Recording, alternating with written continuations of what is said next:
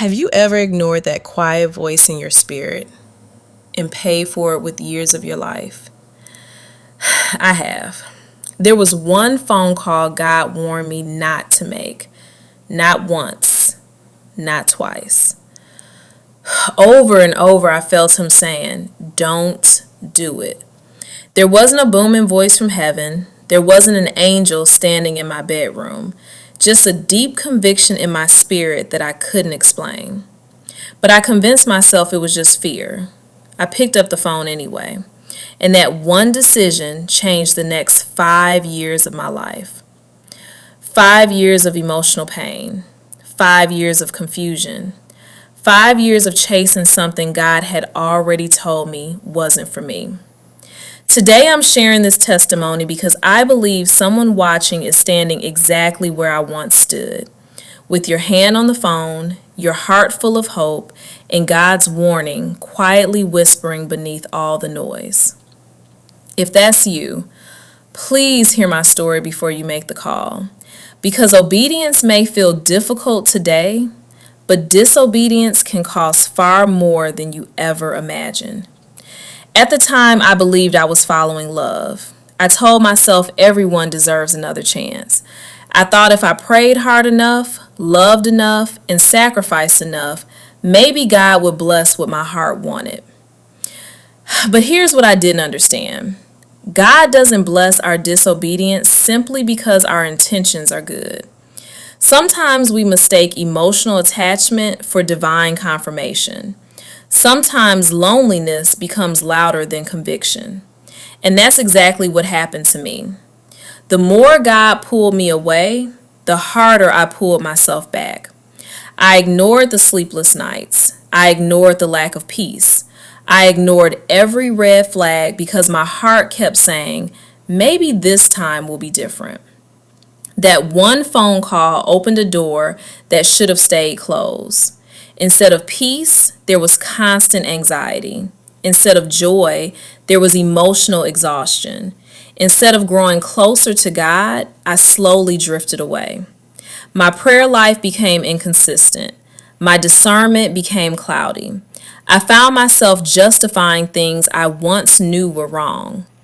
The scary part wasn't that I stopped loving God. It was that I slowly stopped listening to Him. And that's how compromise begins. Not with one huge decision, but with one small act of disobedience repeated over time. The enemy didn't need me to stop believing in God. He only needed me to stop obeying Him. Before I knew it, years had passed. Years I could never get back. Then one day, I reached the end of myself. I was emotionally drained, spiritually empty, heartbroken. I remember praying one of the most honest prayers I'd ever prayed. God, I don't want my way anymore. I want yours. And something shifted. For the first time in years, I stopped trying to rescue a relationship God never asked me to save. Instead, I surrendered. Not because I had all the answers, but because I finally realized God's voice had been trying to protect me all along. That's when God called me into a season of celibacy. Not because He wanted to punish me, not because love was over for me, but because He wanted to heal the parts of me that kept choosing people over His voice. Celibacy became more than saying no to sex. It became saying yes to God. Yes to healing. Yes to boundaries. Yes to identity. Yes to learning that my worth was never tied to whether someone chose me.